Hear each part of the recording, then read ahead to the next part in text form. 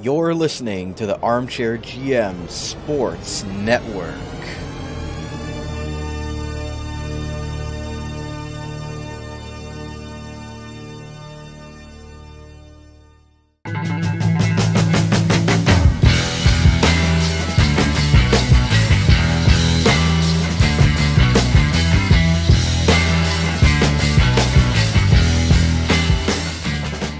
This is Chip Gilchrist, voice of the Kingston Frontenacs. You're listening to OHL Overtime, an in-depth interview show highlighting the players, coaches, and broadcasters from around the Ontario Hockey League who make the league so great, as well as in-person coverage of events such as the OHL Playoffs, OHL Championship Series, OHL Combine, and more, exclusively on the Armchair GM Sports Network.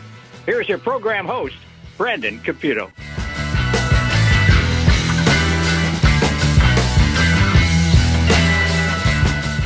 And welcome into another Friday Night Face-Off weekly preview episode right here on OHL Overtime in the Armchair GM Sports Network. Thank you to everybody who tuned in on the video version on YouTube. Make sure to hit like, hit subscribe, smash that bell, and comment your thoughts on today's episode. And thank you to our audio podcast platform listeners as well, listening on Apple, Spotify, and wherever you get your podcast from. We really appreciate your support as well. Brandon Caputo with you. Break down what's going to be an exciting Friday Night Face-Off tomorrow night from the Dort Financial Center in Flint, Michigan, between the Soo Greyhounds and the Flint Firebirds. A West Division matchup. It's going to be a fun one. Two playoff teams battling for positioning and seeding, and with just under 2 weeks left in the OHL's regular season. Going to speak to a representative from both teams on today's episode. Again, you can give us a follow on X at Armchair GM Pod, as well as on Facebook, Instagram, and TikTok by searching the Armchair GM Sports Network for all of our short reels and content. From the Soo Greyhound side of things, we're going to be hearing from defenseman Lukas Fischer, St. Louis Blues prospect, former Sarnia Sting captain, moved to the Soo Greyhounds earlier this season for their hopeful deep playoff run up in the Soo. Had a lot of battles with them back with Sarnia as the captain there. Went on a good run with the Sting in his rookie season. Going to ask him a little bit about that and growing up in Michigan, going to Detroit Red Wings games with the hockey being in his blood with his family ties. So I look forward to talking with him. And then from the Flint Firebird side, another acquisition in the captain, Lukas Fischer from the Sarnia Sting, moved at the deadline. And then we've got Jacob Battaglia, captain of the Kingston Frontenacs, moved to the Flint Firebirds, along with a couple other players for their loaded up playoff run. Formerly Calgary Flames prospect, but was acquired by the New York Rangers at the NHL trade deadline for a trade involving another former Flint Firebird in Brennan Othman. So a little bit interesting ties there to Flint in that trade. We're going to talk to him about transitioning to Flint, Michigan after the trade from Kingston, how he's fitting in with some of his teammates, and his thoughts going forward, being traded by his NHL team and his OHL team this season. A lot of movement regarding Jacob Battaglia, but again, a Flint Firebirds team under Paul Flash that has really taken the OHL by storm this year, sitting second place in the conference in the West right now, and looking to be a formidable team for a deep playoff run, acquiring Kevin He at the trade deadline as well from the Niagara Ice Dogs, Winnipeg Jets prospect, Nathan Aspinal, New York Rangers prospect as well. Looks to possibly be a finalist for the Red Tilson Trophy as OHL MVP this season.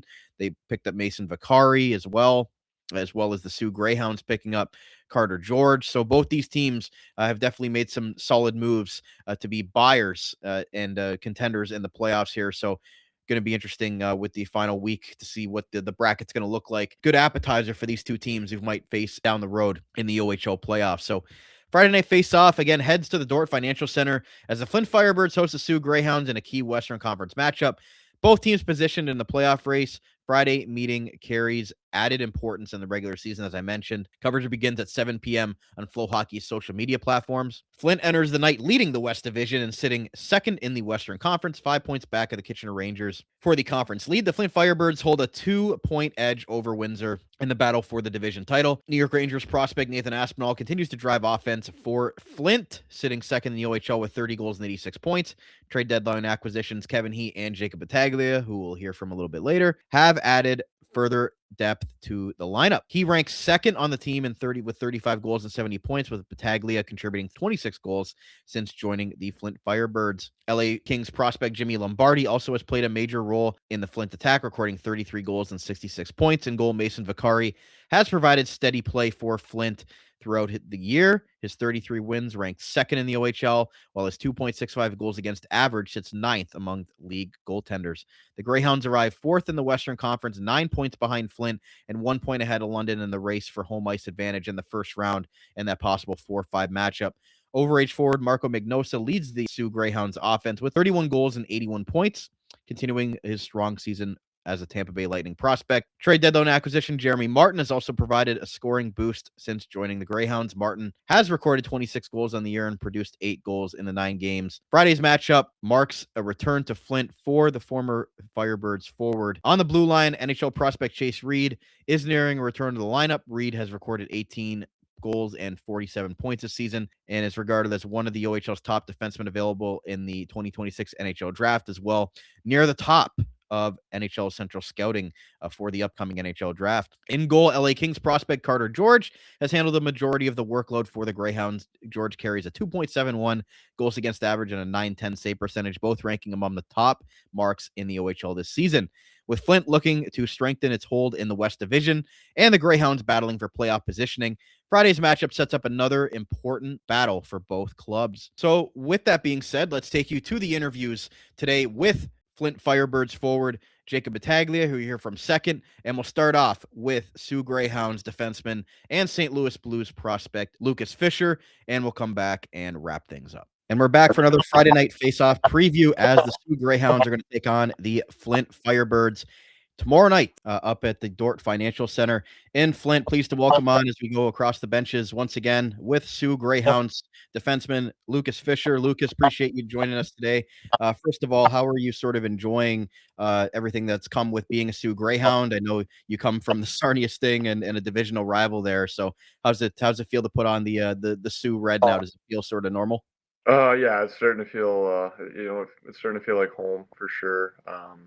I've traveled up to the Soo quite a bit over the past few years, and it's definitely never been an easy rink to play in. So it's fun to be on the other side of that. Yeah, you played 4 years in the O now, and you're a veteran player in this league. But I know that first year for you was so valuable with the Sting going on that deep run to the West Final in 22-23. Just how much do you look back on that experience and maybe players or people that helped you get through that season? Just how valuable that was for an early part of your career.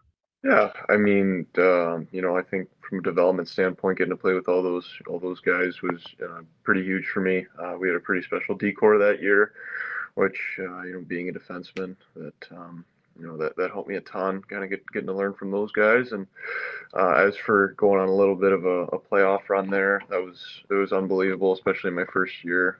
When I came to Sarnia, I got there, I think around the middle of November, and I think when I had gotten there, we had made one move for Pastajov, and then then we got Kairu, and then we got Del Mastro and Del Blues.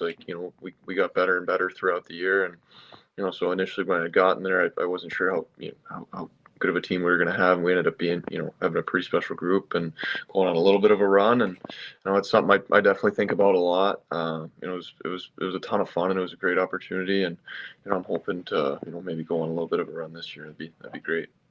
And I know a lot of those guys that you played with at that time have now, graduated onto the pros, AHL, NHL. Is there anybody that you still stay in contact with from that special Sting team? Yeah, I think there's a bunch of guys. I actually he was my captain the year after Cooper Way. He came to our game in Kitchener last week. I still stay in touch with him. We live together. I still talk to Ethan Ritchie a bit, and Nolan Burke, and Dillingham here and there. So still try to stay in touch with some of those guys. Yeah, absolutely. When you have those good teams, it's you have that bond for so long. Speaking a little bit more about your development, and you were a captain with the Sting last year, and then beginning of this year as well. How much do you think you've grown as a leader, and then now coming into the Soo Greyhound locker room? How much have you sort of tried to assert yourself in that way, or just sort of bring your experiences that you've had as a captain? Yeah, it was an honor to get to be a captain there. It's something, that was pretty special for me. I think getting to the Sioux, we've got a lot of good players. We've got a lot of voices in the room. We've got a lot of, special guys. We've got a lot of great leaders. So I think from the first day I got here, my biggest thing was I just wanted to be a good teammate. We've got so many good voices and we've got a ton of good stuff. My biggest thing, kind of from the first day, was just want to be a good teammate. How weird is it now going against the Sting? Because obviously you've repped that jersey with a lot of pride and wearing the C for that organization. How weird is it going up against them now, and obviously going up against friends and former teammates? Friends off the ice, but obviously in the game, it's a different story. Yeah, going back to Sarnia for the first time was, it definitely felt a little bit different. It was pretty strange, but I was honestly just really grateful that we got to go back, that we got to play there. I got to play in that building 2 more times. That I owe a lot of what I have to, the Sarnia Sting. So getting to just go back and play against that team and see some old faces was pretty special for me. And, you were born in Michigan, growing up in Michigan. The interview I heard from you at the draft, at the NHL draft, was that grew up going to the games at the Joe Louis Arena and things like that. I know hockey's in your blood, runs in your family and everything like that. But was it always sort of going to be a number one thing for you, or was growing up in Michigan, was there something else that you played or enjoyed doing? I played a little lacrosse in middle school and then the start of high school, but I think hockey was the biggest thing for me.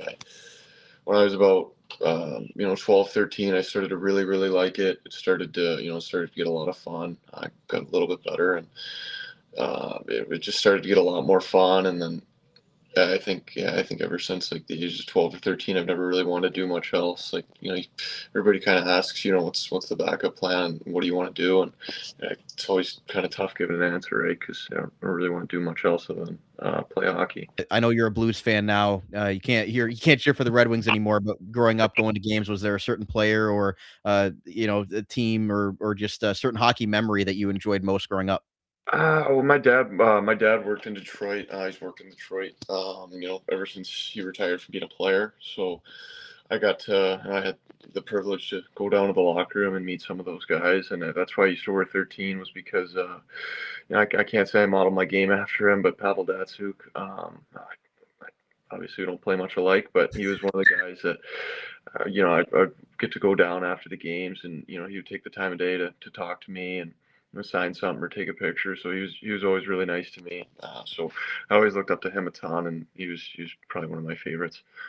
Did those guys just sort of feel like your dad's friends, or did they feel like they were superstars when you were a kid? Like how was that sort of dynamic when you were around them, more than maybe some of us could say that we were? Like, was it just a normal day seeing those guys, or did you still get sort of butterflies seeing some of those great players? Yeah, I think when I was really little, I'm not sure I quite grasped it yet. So I probably get the butterflies more now, seeing some of the big name players out and about. But I think when I was really little, it was just my dad's work friends. I'm not sure I quite grasped getting to be around those guys. But now it's honestly, yeah, probably now the butterflies that I get meeting some of these guys is definitely a lot more now. Yeah, and your brother Braden, also a hockey player. I think he's 6'7", you're 6'3", so you guys are obviously built from good stuff. What were those battles like growing up with your brother? Yeah, they're pretty intense. He's a pretty competitive cat. They're fun. It just, I think as we get older, it gets more and more fun. It used to be mini six when we were really little. It used to be kind of shooting competitions in the basement, and as we get older, still it's competition and training. It's competition of who does better in summer league and whatnot, like silly little stuff. But no, it's a ton of fun. I'm super grateful to have a brother that I'm close with like that, and somebody that pushes me. How often do you guys sort of stay in touch? Obviously, you're both in the middle of your seasons and things like that, but how often do you try to stay in touch with them and you get to meet up with them in the summer and things like that? Yeah, we talk on the phone probably every day. We're super close. So we talk on the phone just about probably every day. We in the summer, obviously, skate and train together and stuff like that. But even now, it's great. Like, I try to watch some of his games when we have time. Obviously, the schedules, aren't always the easiest. I'm usually playing when he's playing, but I try to watch his games when I can. I know he does the same for me, and we talk on the phone quite a bit, so we stay close. What do you like to do in the summer other than training, maybe just to get your mind off of hockey? Because as a professional hockey player, it doesn't stop. So what are maybe some of the activities you enjoy doing in the summer just to kind of clear your mind a bit? Yeah, I think the pretty cliche ones. I love to golf. I think that's something that everybody does. I get more and more into it every summer. The last summer, it was the first summer that I think it was actually fun. I'd go out there and not shoot 110. So it's started to get a little bit more fun. So I golfed a ton last summer. A lot of my friends at home golf, so that's fun. And then I like there's a lot of lakes in Michigan, so hanging out on the lake and wake surfing and stuff like that's a ton of fun too. So I like to do that. Lucas, you got to play 3 games in the AHL last year with Springfield. Just how much did you learn from that, small experience there, and how much do you think that you're going to learn from that as you sort of transition to pro hockey in the next year or two? Yeah, I think it was a great opportunity. It was obviously for being in Sarnia, that's probably not what we were aiming for. Right, probably not aiming to miss the playoffs. That wasn't so that was kind of like a tough way to end the season. So then it was nice. It was nice that I got to keep playing. It was nice that I didn't just end with missing playoffs. It was really nice to get that experience. I met some really great guys. Some of the older D there really helped me out. I lived with one of the guys, one of the older defensemen, and he helped me out a ton. And they were good to me. And I think just getting to play in those games and kind of get a sniff for what it's really like. When it's your job and when it's the real deal. That was pretty special, and that was a great opportunity, and kind of got to see where I was at and what needed to get better. And so I think I'm really grateful that I got to. Obviously, the way the season ended and it, not missing playoffs wasn't great. So it was great that I ended up getting to go up there and keep playing and learn. And you were a second-round pick of the Blues a couple years ago. Is there something that they really want to see from you in your continued development? As a two-way defender, I know you're best described as a mobile, physical defenseman. But is there something that being up in the Blues development camps and things like that at the beginning of the year, maybe they want to see and you want to continue to show them? Yeah, I think I get it.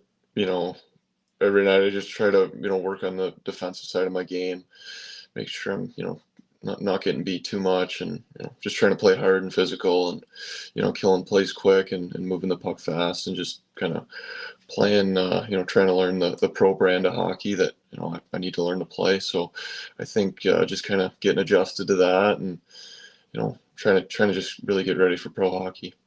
Is there a defenseman that you sort of try to model your game after? I know you said Pavel Datsyuk on the forward side, but for your game specifically, is there a defensive comparable that you try to look at? Yeah, I mean, Pavel Datsyuk, I definitely, I'd love to say I play like him, but I probably couldn't be further from it. But no, there's a couple guys. When Broberg got traded to the Blues, I looked up to him a lot at camp. Just the way that he skates and the way that he competes for pucks and makes plays. I look up to him a lot. Parayko was a guy when I was really young that I watched play from a young age, and he's a big guy. He skates unbelievably well and pounds pucks. So I really like the way that he plays. I was lucky enough to skate with Cam Fowler this past summer, and he's super smooth skating, just kind of never under pressure type of guy, and that's something that I'd like to learn. We'll see if that happens, but I looked up to those three, I think, quite a bit. Those are some good players to be looking up to, that's for sure. When you got in that Soo locker room, now you've been there for a couple months, and obviously you guys are fourth place in the West right now, and want to have good seating for playoff time. Who are some of those guys that really welcomed you in that room, and the leadership there, and why there's so much good team cohesion, and being where you guys are, you guys have a lot of aspirations, and you guys picked up some players at the deadline. I guess what's the outlook inside that room right now, and how do you guys feel heading into the playoffs? Yeah, we're really excited. I felt like I got welcomed in, the first day. We've got a great group. I played summer league last summer with Travis Hayes, so and our brothers played against each other, or sorry, played with each other growing up. So we've known that family for a long time, and when I got traded, I was after the trade, I was talking to Trav a lot, and he had nothing but good things to say. And when I got there, it was all true. It really is really is a tight locker room, and great staff, and kind of great people to work with. So it's been great. Like I said, we've got tons of good leaders, and it's we're excited. It's exciting time. Like, I'm excited to get to play in playoffs again.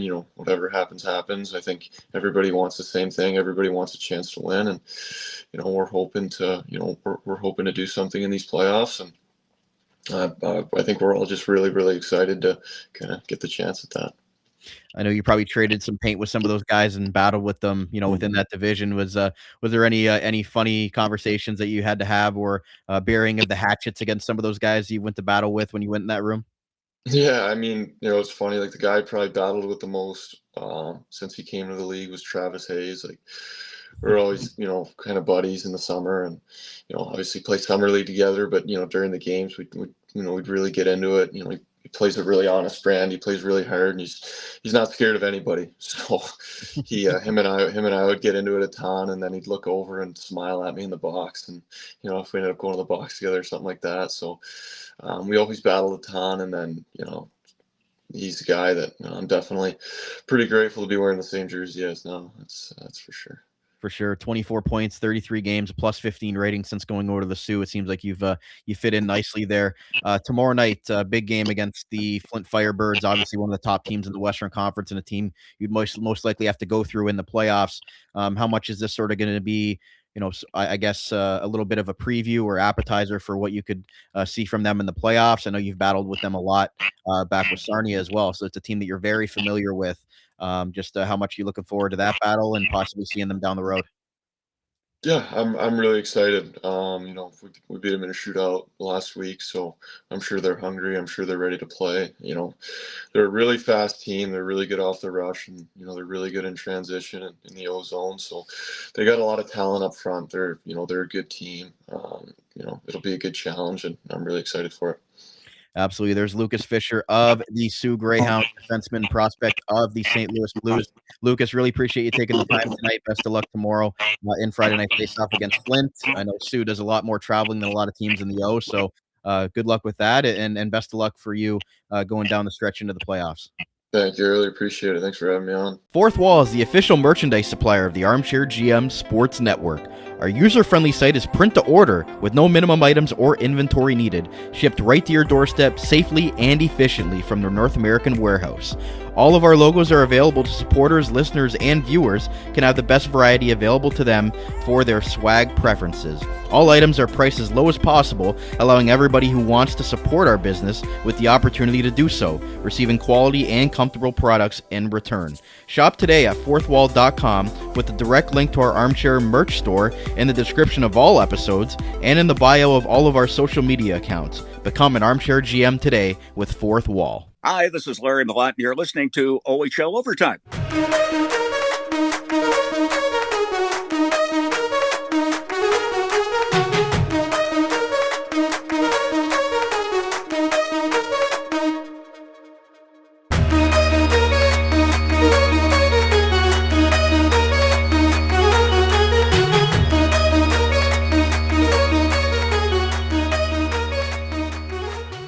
Friday Night Faceoff goes tomorrow night. Flint Firebirds, Soo Greyhounds. Going to be an interesting one within the Western Conference, going across the bench.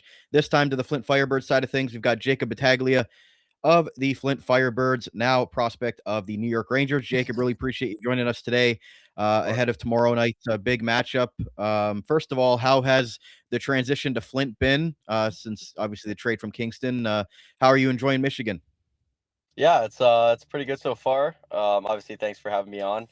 But yeah, I don't have any complaints. I think the city gets a bad rap. I mean, since I've been 16, you've always known Flint is like, I guess, the bad spot to be. But I mean, I love it. I think we have a lot of fun here. I think the guys here are awesome. I think the way the team's run and the organization is run from ownership down to the staff, I think is second to none.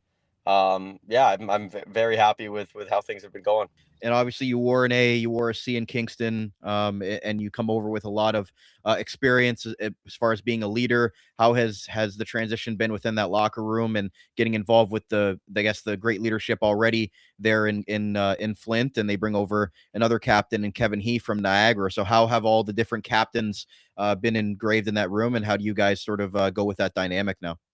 Yeah, I mean, I think it's awesome that we could have so many different types of leaders in one team. I mean, I think we have pretty good dynamic in the room with the way it's run. Obviously, with Aspie here being the captain, obviously we look to him for help. He looks to me for help. We have Jimmy, Kevin, Costi, Felly, Pods, like a lot of guys that have been around and can help each other out. So it's kind of cool to have a bunch of leaders that you can lean on. Even myself, I can lean on them to be there for me, and they do the same for me as well. So yeah, I mean, I think it's a pretty cool thing. I feel like it's not very often that you get, you know, 3 captains on one team, or 3, I guess, 2 ex-captains and a captain.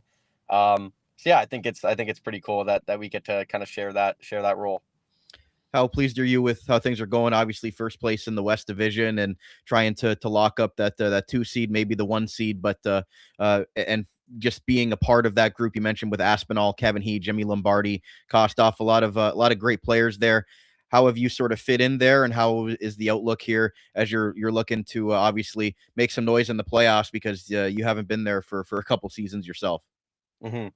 Yeah, I mean, it's so exciting, especially with us being all kind of around our 4th year. Obviously, we have our 5th year guys that are trying to finish out the career in a good way.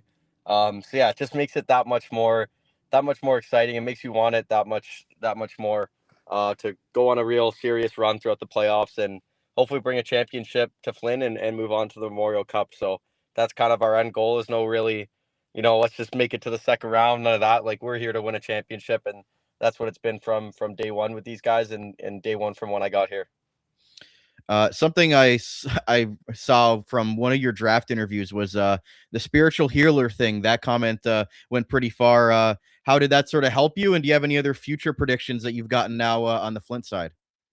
It definitely helped me. I mean, it eased my mind. Obviously, you take it with a grain of salt. Maybe it's going to happen. Maybe it might not. But I felt very good leaving that. And obviously when it came up, correct, that Calgary was picking me, it was pretty cool to see that come all the way through. No other future predictions. I haven't been in for a healing in a while, but definitely when I get back home, I'll go into one and just, see how things are going, see how my body's feeling, see how my mind's feeling. And yeah, we'll just move on from there. Obviously it's still a pretty cool experience that I got to have, and that I can, a story I can share.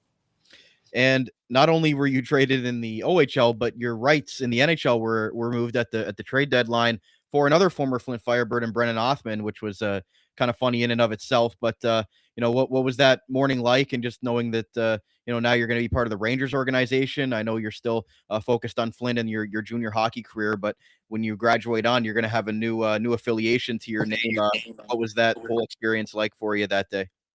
Yeah, it was pretty weird. I mean, we were going to Sarnia.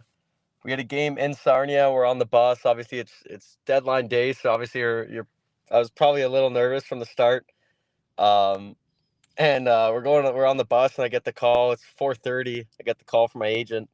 I'm like, oh, like that can only mean one thing. Like, something didn't come through, or something's coming through late. So he gave me the heads up that he told me he believes there's a trade going through to send me to New York. And right away, I just looked over at Aspie, smiled at him. I said, buddy, we're going to be teammates. It's pretty cool to think about. So, yeah, just that whole experience, obviously weird day to kind of handle before a game, right before you're about to go on the ice. But, yeah, I guess I'll remember it forever, and super excited to be a part of the Rangers organization. Think Aspinall put in a good word for you with the Rangers, or what? Yeah, I assume so. I hope so. He said he did, so I believe him. At the draft, you wore 88 because Patrick Kane, he was your favorite player and things like that, the type of game that you want to play on the ice. Yeah, I mean, he was just always my favorite player. He was so skilled and so smart with the puck that, you know, when you're young, you know, you're not as much watching hockey games. You're more just watching highlight reels. So he was my favorite guy to put on, watch his shootouts and stuff. So I was just always mesmerized by the way he handled the puck and stuff. So kind of picked 88 when I was younger, stayed with that. I wouldn't really say so much that I model my game after him. I just here really to try and be a more complete overall player, work on the D zone more and just little details of the game. But yeah, he was always the guy growing up. For sure. And looking ahead to tomorrow night's matchup against the Soo Greyhounds, it's a team that you've had a lot of success against this year. I know you lost in the shootout to them in the last matchup, but 4-0-1 against them this season. What's that challenge going to bring? And just how much do you enjoy that rivalry there? Yeah, obviously it's a newer rivalry for me, obviously being in the West, but so far every time we played them, it's been a battle. They bring their best, we bring our best. We usually go head to head right till the last minute. So yeah, it's a good matchup to have. Obviously, possibly a future playoff matchup if it works that way. But yeah, they give us a good battle, and it's a good test before going into the playoffs because they play that kind of game. They play physical and they get on pucks hard. So it kind of prepares us for the playoffs and what's to come. I ask everybody this that comes on the show, but other than hockey, is there something else that you enjoyed playing or doing outside of the rink to kind of clear your mind off of things? Yeah, there's a couple things. I mean, I love playing pickleball. I picked that up like 2 summers ago. I know there's a lot of guys around our age and around the league that are picking up that sport. It's not too hard. Like you don't have to run too much, and you can just kind of use your arms and play smart. So I have a lot of fun with that. Even just chilling with the boys, watching TV shows.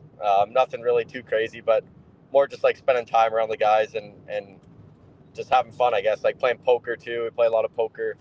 So yeah, just little things like that you can get active with the boys. Is there anything from going to Michigan and to a new country that you sort of had to get adjusted to, or is it pretty much the same as what you're used to here? Yeah, I didn't understand how gas worked with the different numbers. I was really confused at how that worked, and then I found out it's gallons, not liters. So that took me a while to adjust to. I mean, I was filling my tank up to like trying to get it up to 50 liters where it usually is, and turns out I'm cashing out at 14 gallons. I'm like, I don't even know what's going on. So I had to figure that out pretty quick. That was really the only thing that really challenged me. For sure. What about those Flint Coney dogs? Are you a fan of those? No, never tried one. Don't plan on it. Didn't even know what they were. So I'm gonna stay far away from those. They don't look very interesting. No, I can't say I'm a big fan either, and I might be in the minority on that one. But other than that, is there anybody that you kind of knew on the Firebirds when you got there? No one I've ever had like beef with or anything like that. But obviously Mason Vaccari and Chris Thibodeau, I played with them on the Frontenac, so I had them over here. I worked out with Kevin in the summer.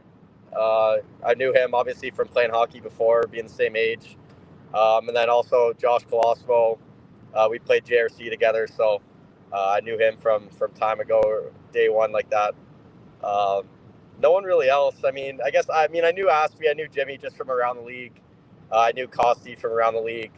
So yeah, it was pretty easy to make the change over here. It's pretty comfortable. And I got to ask you about Mason Vaccari. You saw him in Kingston with you.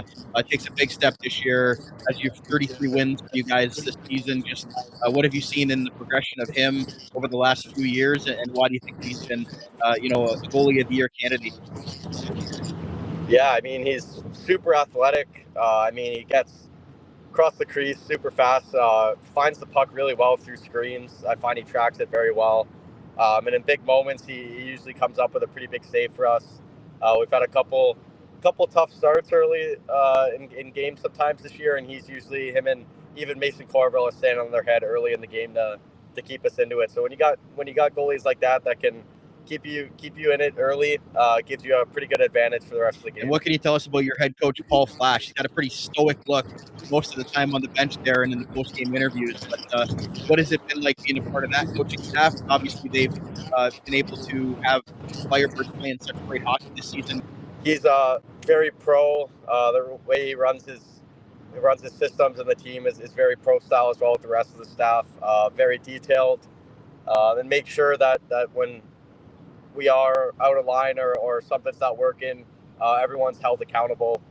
There's no sneaking under the rug or getting away with something. You will be held accountable. So I think that keeps everyone honest, and everyone tries to play an honest game. and just keep it clean, keep it smart. And that's just the way he runs it, and we're having pretty good success with it. So, I mean, might as well stay with it and keep it working. For sure. And I guess last question for you is, you got about a week or so left in the regular season. What is sort of the mindset as you guys try to get that best seeding you can, and knowing that you want to go on a deep playoff run? Like, what is the I guess just trying to gear up and get ready for what's to come in a couple weeks here? I mean, playoff is a different game, so we're gonna have to be a little more physical. We're gonna have to be a little harder on pucks. We're gonna have to take our chances to score a little bit more serious. Like, I guess that's just how playoffs is. You got to kind of take everything with a little extra, that much focus when you're going into those games. Everything matters so much now, especially these last couple games with the way the seeding's going to drop, and the rest of the teams in the playoff race and climbing for bigger spots. So every win is a must win. We can't let any of these points slip away. So just keep playing our game, stick to the little details, doing the little things right. We'll be ready for the playoffs. I don't think our team is going to shy down from any of that stuff. Jacob Battaglia, Flint Firebirds forward, New York Rangers prospect, fourth-year OHLer. Jacob, really appreciate you taking the time today. Best of luck tomorrow against the Soo Greyhounds, and best of luck for the playoff, hopefully in Flint this year. Thank you. I appreciate it. And there you have it. There were the two interviews today with New York Rangers prospect and Flint Firebirds forward Jacob Battaglia, and before him, Lukas Fischer, defenseman for the Soo Greyhounds and St. Louis Blues second-round prospect. Both former captains, both bring a lot of experience. Two teams that are looking to make some noise here in the OHL playoffs, and two players that are chomping at the bit to have some playoff success here, being acquired by those two respective organizations.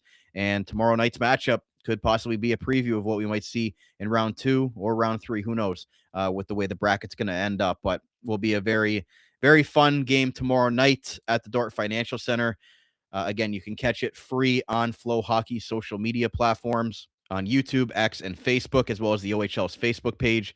Coverage begins at 7 p.m. tomorrow night. You do not need a subscription to watch Friday Night Faceoff in the Spotlight game itself. Again, a lot of other games on the docket tomorrow, which we will recap on our after hours post-game episode. We'll welcome on the voice of the Flint Firebirds, Brian Gardner, as well as Kitchener Rangers TV play-by-play voice, Jason Hagholm, will update us on the Kitchener Rangers playing the Owen Sound Attack tomorrow night, and looking to wrap up that number 1 seed in the Western Conference would be big for home ice throughout the Western Conference playoffs. We'll see if they can continue to lead in that department. So we'll speak to those two on After Hours tomorrow night. Hope you can join us at Armchair GM Pod and the X Spaces account post-game.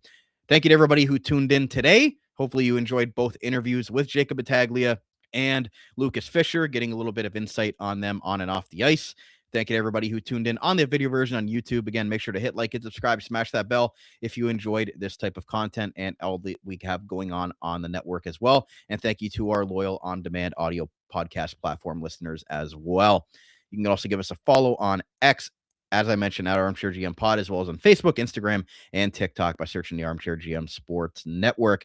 Until next time, my name is Brandon Caputo. Enjoy Friday Night Faceoff tomorrow. Soo Greyhounds at the Flint Firebirds.